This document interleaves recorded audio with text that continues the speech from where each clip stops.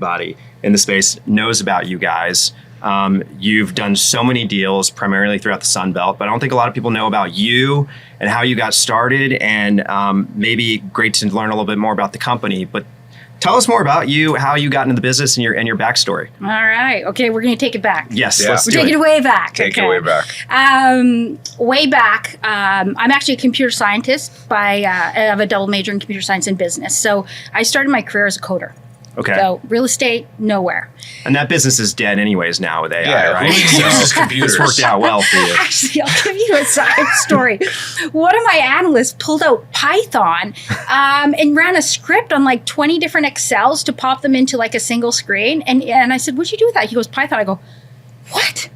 And they have, of course, these are younger team members. I go, like, I know Python. Like, pull me your script. And of course, everyone's thinking I'm not going that way. And now suddenly I'm there with the code. But that side story.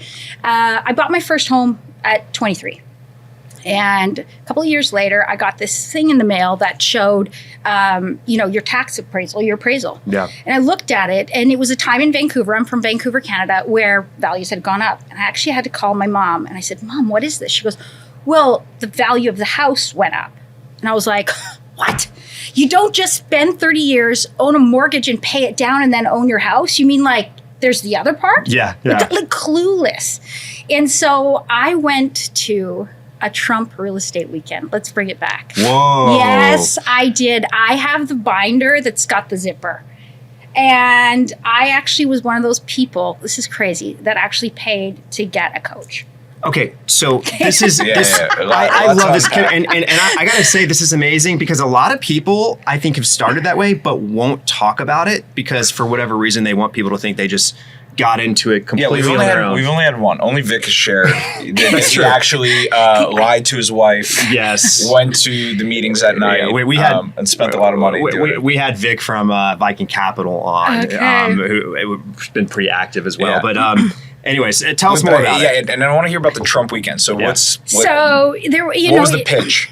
It wasn't actually anything. I mean, you actually learn. I always encourage people when they're starting to go into those, join a real estate group, do something because you learn these little things. Yeah. One of the ones that I'll never forget is paying your mortgage twice a month or every other week versus the once a month thing, those extra 2 payments. Mm-hmm. It cuts like 5 years off your mortgage. Mind blowing, right? So I went on and I spent a year with this coach. Mm-hmm. Now, it wasn't all through the Trump. He became like a great mentor of mine. And he actually said, I was the only person that ever actually did something with it. So many people. Wow. Okay. Sorry, I'm cutting you off. For starters, I didn't realize Trump ever had a real estate coaching program. That's what I was asking. Yeah, I had no idea. $16,000. Holy crap. In 2007. Wow. That's a lot of money. So Trump was kind of ahead of the curve because now there's a million of these real estate coaching programs. Well, he wasn't. Out there. He wasn't. Because he had the state company, the college, the lines. But he's got watches, ties. Okay, so it's what you make of it. That's right. I mean, it's what you make of it. But you were the only one, your coach said, to have actually done something with it, which doesn't speak that highly of the program, I guess. I mean, it speaks to the fact that people get excited. Mm-hmm. I'll tell you, all through my career, how many thousands of people I've spoken to, and they say, "How did you do it, Janet?" And they want to do it, but you have to take action every day. Yes. I want to just shake them and go, okay, I can give you these high level tips, but you have to wake up every day in action. And do it. Yeah, there's watching it and getting excited, and then there's being in action. Mm-hmm. And those are two very different ways of showing up and waking up. So I learned about tax liens, multifamily, mobile home parks. Mm-hmm. His view with me was, it doesn't matter, everything's a deal. Also, everything's a deal for the right price, right terms. Mm-hmm. Of course, often somebody doesn't want to sell it to you for that or that term, right. But that doesn't mean there couldn't have been a deal. And I take that was one of those nuggets. You take your nuggets along your journey of going, there's always a deal, but just the terms and price and structure that make it something exciting. Yeah. And I fell in love with mobile home parks. I love the fact that you owned the land, but all you had was the infrastructure of the pipe. So I have been to places in Kansas, New Mexico.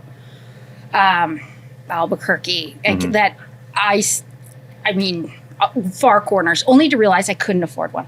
Okay, so bring it back. Dollar was at par, and I, Phoenix, what we thought was at the bottom, and I went and bought 2 foreclosures. Okay, and what year is this? 2008. Okay, and these foreclosures were multifamily, or they were just 2 homes because that was all the money I could pull out of my house. Got it. Put renters in, killed it. Okay, those were the first 2 best and worst investments I ever made. Okay. I ended up selling them at mortgage value. So I lost everything. But that took a couple of years. And that was just the timing? It was the timing because we thought we were at the bottom. Sure. We weren't. Actually, 2007 I bought those homes, August. Okay. Got it. And so maybe a month or 2 later, and I had a relationship with the realtor, and he said, hey, I'm buying houses at auction. So I flew down and I learned all about it. And I needed $10,000 to buy my first house. The rest I was going to borrow at 18% interest. Well, I didn't have 10 grand. So I made a PowerPoint presentation for my dad. And I presented it to him. And he said, Jano, I'll play you crib. If you win, I will lend you $10,000 at 18% interest. Now that I have my own children, looking back, I bet just the fact that I showed up with a PowerPoint and had a solid business case. Yeah. Fast forward, bought my first home, flipped it, made 18 grand in 28 days. And over the next 2 years, I flipped 56 homes. Wow. And were you doing this on your own, or did you have some help with you? Or well, I was doing it on my own. I remember the day I bought 3 in one day. And I just sat on the floor like, oh my gosh, what have I done? Yeah. Of course, I'm still working full time here in Canada. Working Python. By that time, yeah. What is the job? Are you working as a coder at that time? No, I had moved on from a coder. I became the youngest female frontline telecommunications installation and repair technician. I can climb a pole with spikes like faster than people even know. And my legs were so tiny, they had to get custom made spikes for it. It's a good party trick. Well, so it really is. You're incredibly technical and analytical, it sounds like. I mean, you're doing it all. So you were actually at one point climbing poles and yeah. Well, I mean, if my team was doing that, I have to do it. Yeah. And, when I started that role, I was 23, and the youngest seniority on the team had 23.6 years. All men. Wow. So why the heck could I lead them? Mm-hmm. So I had no choice. They weren't listening. And so finally one day, like the 3rd safety meeting I'm having, and I slammed my hand down and I said, that's it. We're in the field Friday at 4. And it's called the pole race. If I win, you bow down. They were like, what?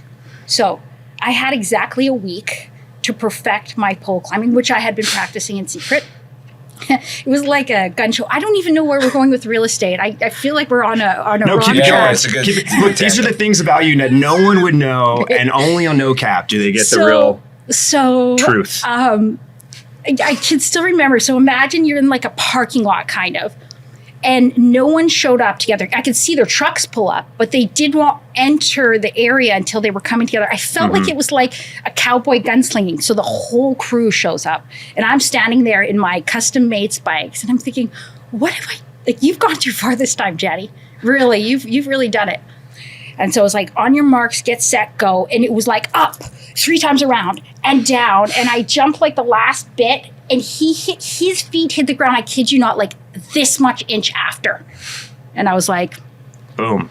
And we went to the bar. Wow. We had a beer. And then... And by the way, that's a pretty dangerous thing to do, right? I mean... Going to the bar? No, just doing what you just did, and that whole part of the business. You need to meet them where they are. Yeah. And like that, like, how can... They then went on to see why I had been selected as a leader. I might not be the most... I wasn't the most technical in, do I know your job? I learned their job. Therefore, they respected that I learned their job. But meet people where they are. They saw I put the time in, and then all of a sudden they started to see the leadership qualities that I'm sure many leaders they didn't have. Sure. You know, I saw all these inefficiencies that I brought back to my coding team. And the application that was developed, it's called e-fulfillment with TELUS. You tell us if you're here. So that's the third largest communications company in Canada. It's now become the single largest used tool in the field. Wow. To this day, it still exists. No kidding. And I built it. That's impressive. Wow. That's impressive. So, okay. So you're working this job. You're working with the wholesalers. You're buying houses. You're renovating these homes? Exactly. We need to go back there. So we renovate them. So it's a system. I wouldn't spend more than $5,000. I was buying them at auction. I needed to fix them up, and I would sell them for the exact same price as the foreclosure next door. It would, we would do carpet cleaning, fix any broken windows, paint, appliances, clean up the landscaping, and it had to be done within 7 days.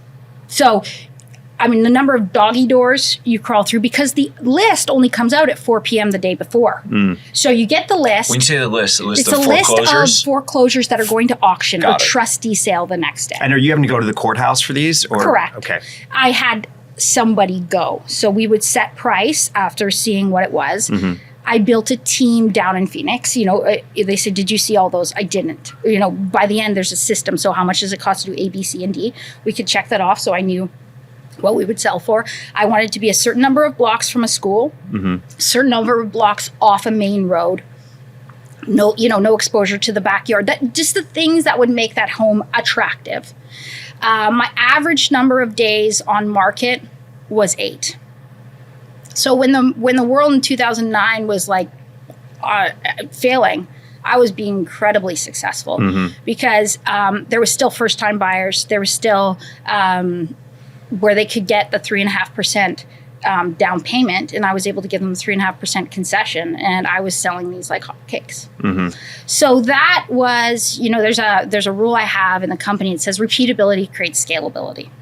And when you build that system, if you're doing the same thing over and over again, you can move very quickly. And we could parse through the data set list extremely quickly. Still mailing paper checks and leaving voicemails like it's 2003? Your investors aren't looking for nostalgia, they're looking for their distribution status. InvestNext brings your investor experience into the 21st century. Branded dashboards, automated updates, and no more 9 p.m. phone tag. Scale your capital without scaling your chaos. Visit investnext.com/nocap to build investor trust without the burnout. That's investnext.com/NOCAP. Now, who helped you with this? Was this all organic that you kind of came up with, or were you working with a coach at the time that you were kind of bouncing ideas after? The coaching had gone away. It was just, I saw the system. And I know that comes back to sort of my training. You do the same thing over and over again if it's successful. And that led me to my first multifamily in 2011. So here I am buying these houses, but I thought, gosh, if I could buy an apartment building or something, that's a lot of homes all at once. Right.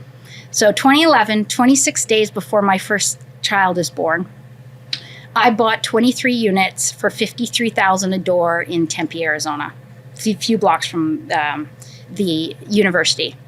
I had seen it on the trustee list, gone, and it was going to go to sale the next day. But I didn't have the money for $53,000 times 23 doors. And it was a small credit union in Ohio. So I go home and I found the vice president's number and I phoned him at 8:00 at night. And I said, I know this is a weird call, but I want to buy your building and I will pay you what you're asking. Can you pull it from the trustee sale? And he's like, this is the weirdest call. And I said, my name's Janet LePage. I am, and I'm giving it, giving this whole spiel of how this would change my life. He said, I don't know. It may be on the list tomorrow. It may not. I'll have to think about this. And it was pulled. Wow. And I bought it. Wow. So here I am sitting in Canada because it's 26 days before my son's born. So I'm not medically insured to go to the States. And I'm sitting at my counter. I also remember it was hot. So I'm wearing Birkenstocks because my feet are swollen. And all I had in my fridge was, I'm eating a pickle and cheese sandwich, lots of mayo. And I still see myself. And I felt so rich. 23 doors in one time. Right. Mind blowing. Well, first off, Birkenstocks, they're back in, so that's cool. Second off, pickle, cheese, and mayo sandwich has got to be the weirdest sandwich I've ever heard of. It's like the things you remember. You know those moments along where, like, those moments you won't forget. Gosh, it's a defining moment. It meant a lot to you. You got a multifamily so problem. Wealthy in so many ways. And to be honest, I'm not sure I've ever felt that wealthy in that way again. Really? And I would love to. Is it just because there's always the next thing? There's always something bigger, or what is it? I don't know. I hold it in my gut, and I just appreciate that feeling. Mm-hmm. I don't strive to find it necessarily again. It makes me sad that I haven't felt it. Mm. I felt other great feelings, but pickle and it's all I had. It was like nothing. I was renting a apartment, about to have a child that I wasn't. I was terrified. Right. But there I was with 23 apartments. Wow. Whoa. All right. Well, tell us about that deal. So what ended up happening? How'd you reposition it? I'm going to kind of go a few more to explain that. Repositioning. But I think that the system really came a couple of deals later. Okay. I didn't know there was a system happening. That was a broken condo, brought it back together over the next couple of years. Okay. So sorry, it was when you bought it, you ended up buying 23 condo units? Out of 30. Got it. Yes. So it's a 30-unit building. 23 got listed and automatically delisted for you. Yeah, they're on. So then we but you already controlled it since you had the majority. Already controlled it. You can, in the state of Arizona, you can take that. That's a whole process, though. Again, of course. People go, oh gosh, I now need to go find broken condos and put them back together. Yeah. Again, easier said than done. Right. Did you have that plan in your head when you acquired it? I had learned about it. A happy accident? I had learned about it from my coach. By the way, this is before you can learn everything from ChatGPT or YouTube. Correct. So this is for those Gen Zers out there. Yes. I did have a BlackBerry. Okay. Well, there you go. We were past a flip phone. Yeah, right? Totally. But so in time, yes, we bought them back. Renovated them. The building's worth about $300,000 a door right now. So wow. Crazy. That's the core skin. It's sort of the baby. I then went on to flip out a condo complex. So I found one that was all rentals, and I flipped it out. That was I knew what I was doing there. And then I went in and bought another broken one, but it was 192 units, cash. I paid $21,000 a door, $21,500 a door, and that was really my first deal. Got it. I call it, but that I really went, whoa, this is a deal. Now it became a business. Now it became a real business. It was not a business yet. That one I purchased a month before my daughter was born. My children are 16 months apart, so when people say, "Gosh, it must be hard," I go, "Okay, hard. How about a baby carrier in your front? Kid you not, a baby carrier in your back." And often, sometimes, I'll tell you I have pumped breast milk in more leasing offices than people probably know. So Jack too. Yeah. That's amazing. That's not weird. That is when you get to know you go, wait, that's... Well, it's a story for another day. Get to know your host. Anyway. That is crazy that you did all that while raising two babies. Yeah. And, I mean... Yeah, it's and I was super still impressive. working full time, so I hadn't left my career. You were working full time still. So I hadn't left my career until my daughter turned 1. So at that point, I was returning to my career work, where I was a director level in North America coverage, right, the travel, and I went, I can't. I don't want to go back. How were you even finding the time to do all those things and have your 9 to 5? You know what's great? So in Canada, so after I went back to work, had my second child, you can take a year. Okay. So I still was working some, but that Beautiful was Canada. Right. Oh yeah. So I wasn't I didn't technically, I guess, go back. I was heading back with my daughter. The night before she turned 1, I knew I didn't want to go back, but my husband at the time was a consultant, so medical and everything. I had the big corporation golden handcuffs sort of thing. And I didn't want him to see me nervous, so I sat in the dark beside my daughter's crib and I cried. And I was terrified. Like, what if this doesn't work? What if I can't make a business, out of this? And I went in the next day and I didn't go back to work. And that was in February, and a month later I tied up what is Western Wealth Capital's very first deal. So I imagine this was incredibly emotional and stressful. And your husband was very supportive, it sounds like, during this process. He was very supportive because he saw I was passionate about it. You know, and I had made enough. Well, you know, I had made enough money. The money always went into the next project, but we were okay. Did you ever think about what could go wrong while you were doing this? Everything could go wrong. During this time, right, when you do this first 100, I think you said it was 192 units, right? By the way, how many units have you done from the very beginning to now at this 30,000. It's incredible. So that is a good perspective. So in this $6.4 billion in transactions. So in this first 192 units, who's your equity at this point? Because now you went from 23 units to 192 in like 4-ish years, 3-ish years, something like that. 2 years. 2 years, right? 2 years. It was actually 4 brothers and their best childhood friend. So the only investors I ever did flipping houses with were these 2 brothers, Jim and Rich. I'm going to make you guys watch this so you can see your names on it. And so, you know, they had, you know, been part of that. And how did you meet Jim and Rich? They saw me at a conference. Okay. I spoke on a stage at a conference, at a real estate conference. Again, those things that, you know, folks go to. And they reached out to me. Well, this is fascinating because, you know, we've been talking to a lot of folks lately who go to all sorts of different real estate conferences. And there really seems to be no substitute to meeting people in person at these events with like-minded people. They're just isn't. They picked up the phone, right? They reached out. They went into action. So I know that my story of flipping the houses, and you can see people in the, you know, you see them in the crowd taking their notes and understanding the dollars at par.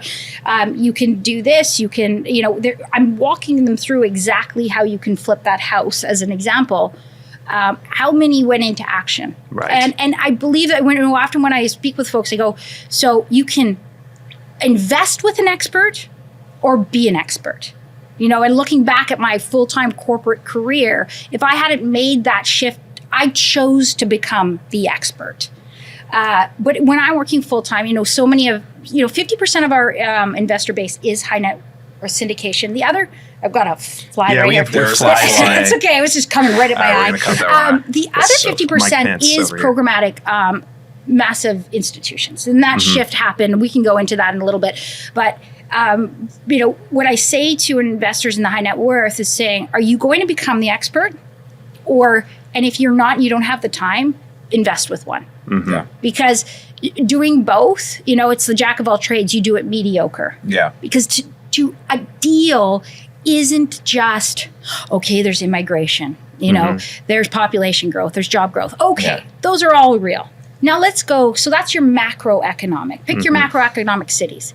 Now let's go micro. And when I say micro, I mean micro neighborhood. Of course. Oh, well, there's a ton of new construction in the city. Okay, well, it's all on the west side, and I am buying 65-minute drive from there. I appreciate what you're saying, but they're not in the same neighborhood. I mean, this is so true. I see syndicators all the time who are not all in, or they're too spread thin, and they have deals in too many markets. They don't have the team for it, so they're not really that expert that you want them to be, like you're talking about. Well, let's talk about the markets real quick. Okay. So you're Canadian, and you're out of Vancouver, and you're finding deals in Arizona. Why Arizona? How did you come across Arizona? How did you pick your market in that respect? So I would say I kept choosing the same market. So my first 2 homes that I had purchased, I flipped all of my homes in Arizona. And then all of my next apartment buildings. In 2016, I became the 3rd largest owner in Phoenix.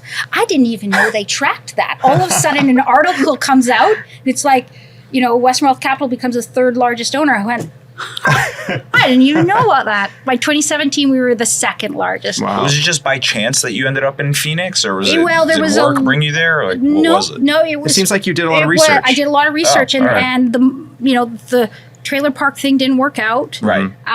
Yet. There's still time. I do still believe in land play. We'll get into that. Yeah, we'll get into that. So you just fundamentally like the city, and that's what brought you there. I kept fundamentally liking the city.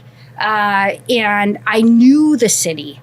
I had bought homes all over that city. So again, you start to know the micro neighborhoods of what's happening. And then my apartment buildings were there. Right. And are you managing in-house at this time? No, not at all. Third party management. I remember had my first management company was, crooked and terrible.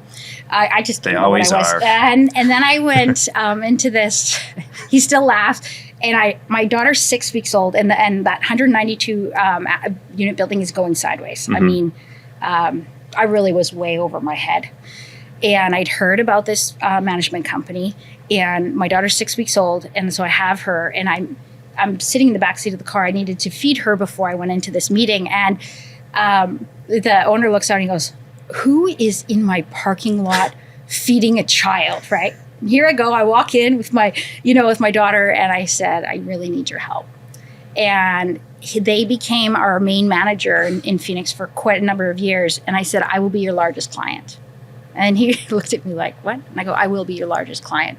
I need you to take me on, and I will be your largest client." And the day I became their largest client, he phoned me and goes, "Well, shit." He remembered. Yeah. They remembered. Wow. That's awesome. Yeah. Wow. So at your first deal that With became Western Wealth, how long are you raising high net worth or individual capital? Like So- what does the capital formation progression look like for you? So the four brothers, and then I really didn't have any. That was my biggest fear about going out on my own, was like, okay, I need to keep replicating this. So I presented a small deal. There was one more apartment building before. Actually, I guess that would be the first Western Wealth, but it was only like 28 units. And I presented it at a small real estate group, and I get a phone call from a guy named Dave Steele. And he says, "Jan, that sounds like a really great deal. I'll do it with you." I was only looking for $330,000. I said, "I don't want your money. I want three strangers' money." And he goes, "Well, let me help you with that." He had 20 years, 30 years in syndication. So that is his expertise. He had done all parts of real estate. And so he helped me with, like, I had done an LP before because I had done that, but just that piece. So was he a GP with you? Yes, he has been a GP with me. I bought him out of our partnership, our decade-long partnership last year. Got it. So, wow. He was older than I am. And it wasn't until deal number 7 that we did together that I said to him, I go, "We really need a name. Like, we need a company name." He goes, "Really?" Because he's always been more entrepreneurial, and I'm coming from a corporate side. And so Western Wealth Capital name became. How'd you pick the name? Does it need to be a special I really significance, wish that I had secured WWC, because that's what people call us. It's not really Western. Well, they might say Western Wealth. It's WWC. So asking your question, what was my next progression of the next deal I found? The next deal I found was $10 million. Oh, gosh. And I needed $2.8 million. And I remember just sitting on the ground sick, like $2.8 million. The most I'd ever done was like $800,000 on that one deal with 5 people I knew, and then $330,000. And Dave said to me, he goes, "We'll figure it out. We'll figure it out." And we did. And, he really taught me everything I know about the syndication business. It's a business in and of itself. Yeah. Let's be real. Investors expect more than a quarterly PDF. One delayed update, one missed email, and suddenly that LP's investing elsewhere. InvestNext helps you stay on top of it all, even with a lean team. Your LPs get the real-time access they want. You look like a pro without the additional IR headcount. Today's LPs have options. With the right platform, you'll be trusted, not ghosted. Learn more at investnext.com/nocap. And who were the people when you raised $2.8 million? Was it still individuals, high individuals, net worth? Got it. All high net worth individuals. That one, all Canadian. We started with Canadian. Now our makeup is about 18% Canadian. It's not that large. US and then global. Tell us what it is about Canada and real estate, and why so many Canadians are attracted to real estate in the US. So I have everywhere. If you look at where I invest, they're not rent controlled. So a lot of Canada is. So that doesn't mean you can't make money doing it. Sure. Again, go and become an expert. There are people, people go, "So you don't invest in Vancouver?" I go, "No," even though I live in the backyard of that, because real estate goes up, but it's not built on a fundamental, here's a new headquarters and X number of jobs, and this is what people are going to live in. It's because offshore money comes to park there. Like that doesn't mean there's not a way to make money there. I'm not an expert in that. Mm-hmm. So, the reality of just staying in Phoenix and continuing that way, was because that's what I knew. Right. And, when you're young and starting out, imagine I'm sitting, how many times do you get said no? Oh, a lot. Well, have you ever done this before? Well, have you ever sold something? Oh, well, flipping houses is not exactly the same. Let me tell you how many times I can get told no. So we did our first building, and, that went on to our second. In our first year, we bought 7 assets. 683 units. And I always wanted to own 1,000 apartment units. Like that would be, from 23 in my head, I thought, imagine 1,000. Then I was like, 1,000, I need 10,000. And so that was kind of that next, next piece after. So that was 2014. Wow. At what point did WWC raise institutional capital or partner with an First institutional deal we did in 2018. So what I had done, I didn't know how good our system was. Really, again, my head's down. I'm buying properties. I am, people say you made your money in real estate. I go, I made my money in washers and dryers. Now, let me tell you the best story. So first deal we're buying, standing in it, it was 204 units. I called the first one because it was the $10.2 million. It was June 28th, 2014 when we closed on it. And I'm standing in the living room and I go, well, so it has no washers and dryers. I go, could you install them? They go, yeah, you put them right in the closet here, plumb it in. And I said, and I go, how long does that take? He goes, well, less than 24 hours. You just need to cut the holes. And I said, good, let's do half the building. Because that $50 incremental was worth $10,000 a unit in value. And it cost me $600 for the washer and dryer. Now we know where inflation is, folks, because how much washers and dryers cost now compared to the $600 before. And so he goes, well, Janet, you have to wait for the unit to become vacant. So that's going to take us a couple of years. And I go, but it takes 24 hours, right? And I said, well, then why can't you do it while they're living in it? And he's been in he was the owner of the property management company, the broker standing there. And they're like, looking at me like, it's not. Day we bought the building, we flyered it. 75 people said yes. Yeah.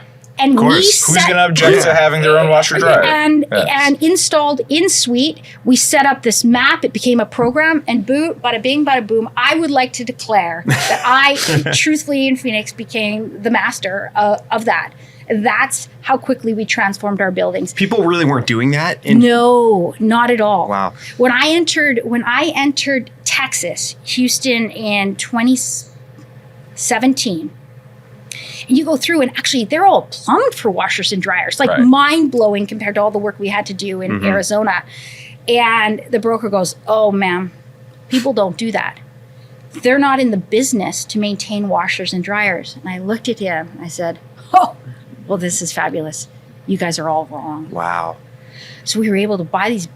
We went into San Antonio first, Houston. We called it like they were plumbed. Yeah. That's just. And that was free money. Just so everyone knows, that's become like one of the first things you look at often these days when you're looking at if a there's value space, add. if there's stubbing, if there's any kind of plumbing tap that you can do. So I'm shocked that wasn't something folks were really looking at. They weren't looking at it in 2017 in Texas either. And I came like a floodgate. We just pumped the whole building. It wasn't really a choice of whether or not you had it. And they go, well, most people move with them and they have their own. I said, okay, or they rent them. And I go, because they break down in about 5 years. I go, my average hold time was 30 months. In, out, move on. That was kind of our annual. What brought you to Texas? I know you guys, since you started being more active in Texas, what was the same push? It was time to, it was time to replicate. So I said, we had mastered the city, and it was the message was replicate the city. So we were going to take that and replicate it. So when I look at the other states that made sense, cities, of course, you go into the immigration, you go into the job growth, and then you had to spend the time in the micro neighborhoods of aligning, the units. But it was made natural sense. I mean, when you see, what did you do to spend time in the actual neighborhoods? Like, I think this is something that a lot of owners don't talk about. It's what got you comfortable with a certain submarket once you were actually in the city. That new city, also my head of acquisitions that I've had since 2018 is Texan. Jay. That helped. Jay. We love Jay. Yeah, Jay O'Connor. So that was one piece. You need to go and tour. You go and tour building after building. You talk with folks. You go and go visit the school. I don't care what a number it is. You got to go and see it and see who's living there and understand what's going on. I mean, it's time in. When a lot of people go, hey, Janet, are you going to enter this city? If I'm going to enter a city, I am going to enter heavy. That's the other thing. I want to control the city I'm in. I want to be somebody, because how you get deals, now that I know my micro, is because the broker or the other owners know you, and you get the call. Or you're going to get the last call of the last look for that call. You don't do that in the city you're not in. You're a nobody. Even if, even though we have now a known name in the industry, you still don't have that advantage. So I want to control the contractors. I want the buying scale, and I want the best talent. And to have that talent, you have to have career growth. You have to have, people go, great, okay, I want to come and, even at the time was third party, but we were the fastest growing client they had. They served us. Let me ask them, since we're talking about it, what was the trick for you to scale up so quickly? I mean, it seems like you really approached that scalability pretty fast, and you grew a phenomenal team that really got you going. What would you say is a trick there? Any advice for other folks who are trying to do the same? System. So we started with what was called the 10-point checklist. It is now an 83-point checklist. And all of those things need to be done before the day you buy the building. Okay. So, I also say need for speed. So again, that goes back to the system. So that means, at any given time, we have 4 paint palettes, no more than 4. And that includes what, all the accents, what the signage will look like. And we already have a list of names of the building. So you go in and go, okay, is that a name you want to keep? Maybe it has a great reputation. If not, pick the name, pick the palette, move on. We've already ordered the pool furniture. We're not ordering it the day we bought it. It's getting installed the day we buy it. We're not picking the paint color. We actually are putting the paint on the wall. Now, the rule I had was if we closed the asset after 2 p.m. on that day, they were allowed one more day to do these things. The flowers are getting planted in. The temporary signage is up. The billboard that says, hey, this is what a renovated unit will look like. The renovated unit starts that day. We actually, one time, this is crazy, we stepped onto site and we hadn't recorded. My team didn't know. And they started the renovation. It was closing that day, but they didn't know. They called the cops. Wow. And we got escorted off, and my team didn't know. What the hell are you guys doing? You're not wasting time. No, we're not wasting time. So, but when you're doing the same thing over and over again, you can do that. And quite frankly, sure, maybe that building could have had one different accent color shade darker, but did it make a difference? No. The speed made the difference. And you need to so easy to say under promise and over deliver. Honestly, the last few years, that's been impossible. We're going to get into that in a second. So I'm not this is water or a little something else. A little something special in like there. whiskey well, I don't drink whiskey actually. What's your drink? If you do, people don't drink really anymore. It's getting to be the less. Speaking to Nobody doesn't Alex, drink. he's big drinker. Everybody drinks. Probably red wine. Okay. Yeah, probably red wine. Classic. Yeah, or a margarita. Jack's all margaritas. I was going to say margaritas before it Come even on, came it's out of your mouth. All right, we digress. Anyways. Okay, we digress. Okay, Anyway. so you caught me off guard. What was I saying? Well, we were talking about how you're scaling and how quick you were repeatability. renovating. So, how we I under promise, over deliver. I tell my investment partners what I'm going to do. I tell them I did it, and also remind them of what I said I was going to do. So one thing that I think I learned over time, and I still get caught, is that many of our investment partners, they have full-time lives. That's why they're investing with an expert. So you assume that they've read the email and go, oh yeah, right, they're going to do all these things. They don't remember. It's not their main job. That's why they're investing with you. So also reminding them, hey, this is what I was going to do. I did it. Just this is what I said, because that's a building of trust. And it's just, it makes them feel comfortable. You did it and you said you were going to do it. And so that, if looking back, the lesson I didn't know, I get offered deals all the time, all kinds, but that's called shiny object syndrome. I go, you know what? I bet that's a good deal, but it would take, it's something I don't know. So it's going to take me that much more work and time. And I call that part of our business development, BD. Okay. We want to go into a different sector, a different city. That's a spin-off, and there are people spending time there while the rest of the team is focused on what we're doing. You don't blend the two. I very much visually separate that team, and whether it's a different asset class or something else or a different city, they're on their own doing that while the ship. In 2018, I said that, funnily enough, the W is an upside down M. I don't care where you go in the world at midnight, McDonald's fries taste the same. Well, they probably taste the same because it's midnight, but it doesn't matter where you go. And so, we had this WM put on our shirts as that mind, you do the same thing. And that was critical to moving into our next cities. Critical. When you say, well, where did it break? It's always broken. Yeah. I mean, when you move at a pace, something's always broken. You don't know it's broken until you feel it broken. And you embrace that and you fix it. All right. Well, let's talk more about this. This is the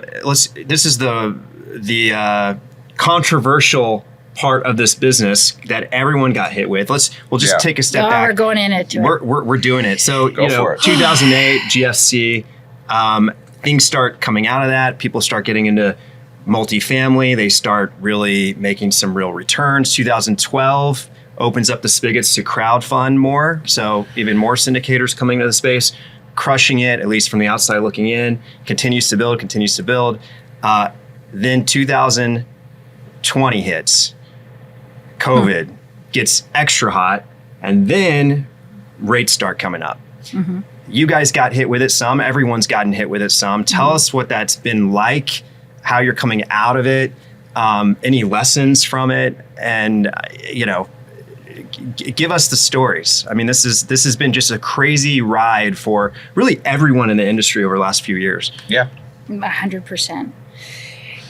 One of the things we did when COVID hit, we vertically integrated. So we've just hit 5 years of having our own property management company.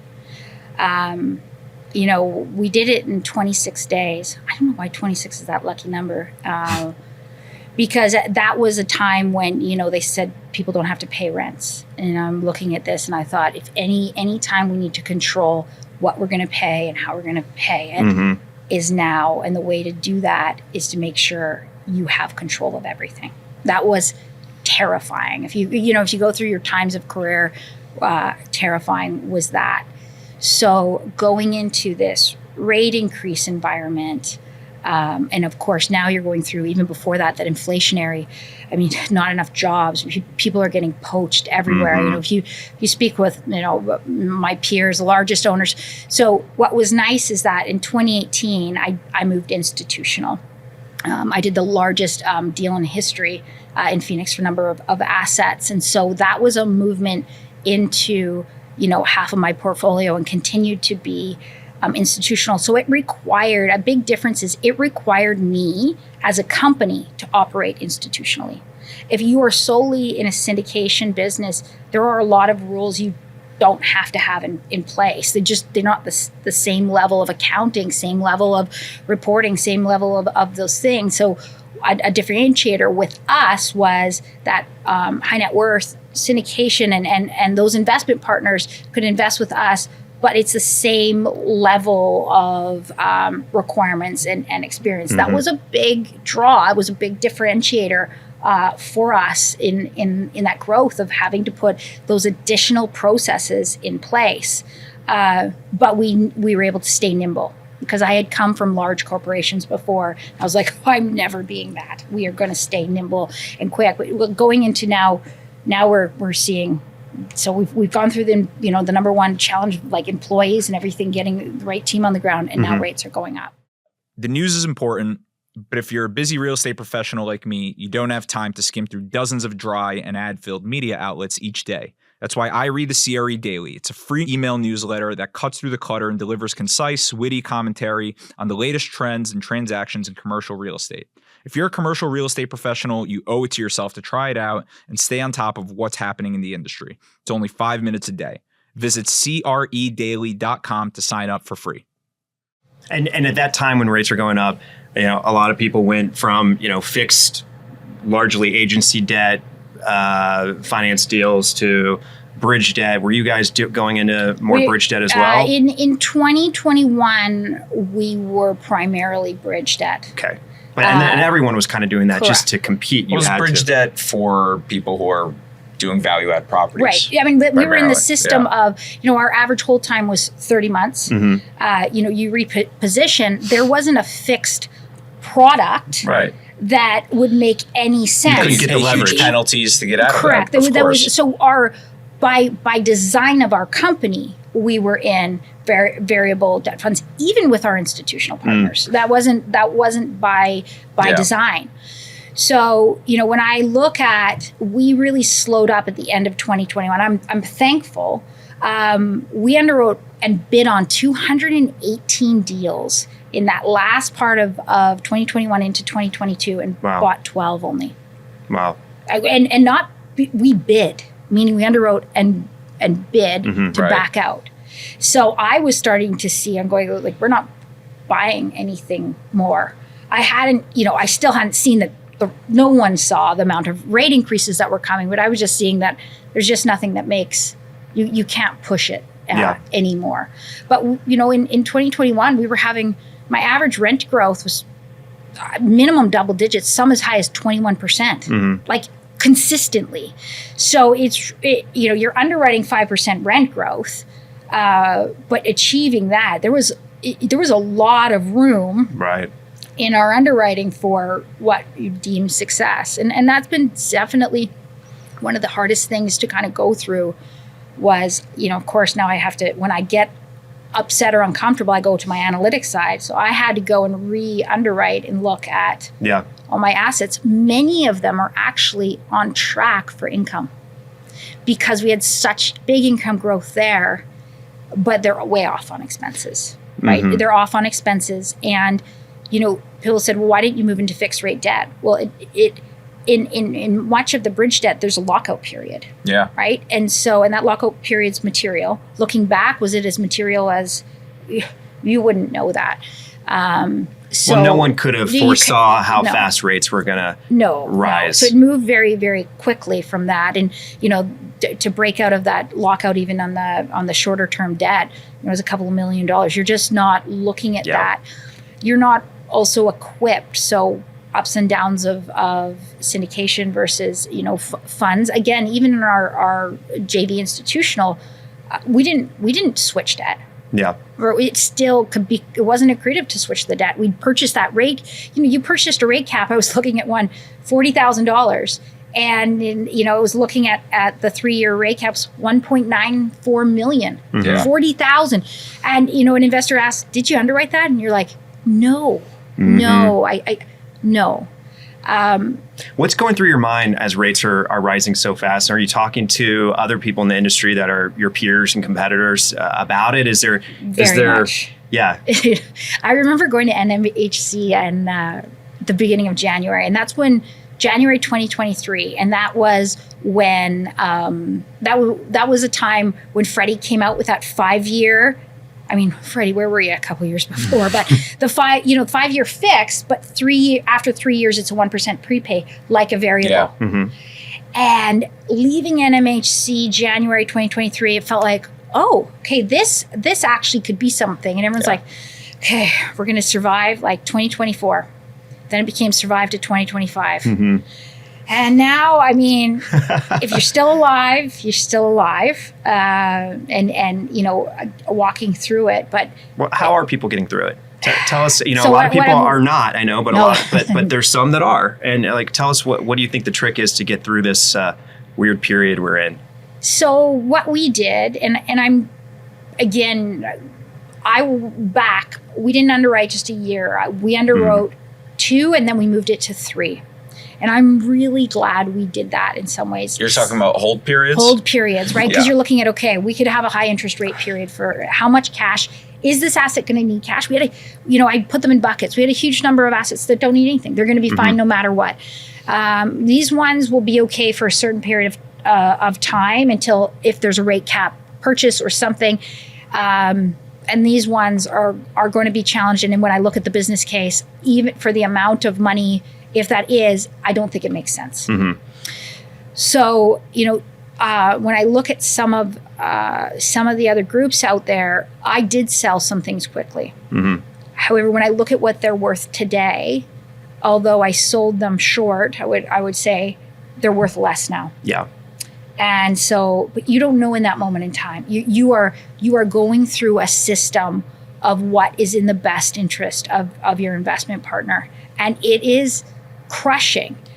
Prior to this time, the worst deal I ever exited was a 10.2 IRR, and I actually went to counseling because I really, I didn't hit the numbers. Yeah. And I know I really failed. So you have to think that so many folks, like, failure was still not catastrophic. We're in multifamily. Yeah. The idea of losing equity in multifamily just hadn't existed really since, GFC. GFC. But that was for a totally different reason, right? We were structured properly in the right debt. So they don't compare. Right. Other than interest rates, like at that speed, it's never happened in modern history. I find it Right. interesting because a lot of these properties, as I'm sure you've experienced yourself, operationally might be doing okay. A lot of it's capital markets driven, and if rates are high and they're staying higher for longer, there's only so much you can do. But what do you say, Janet, to those who have properties that are operationally doing decent, but they're just barely holding on? What do you think the strategy there is over the next interim? The message I would say is, so people go, I don't think things are so bad out there. Mm-hmm. When I meet with lenders, a really interesting thing is lenders have come to us since we're vertically integrated and recognizing that they're going to have to start taking assets back and saying, Janet, would you take them?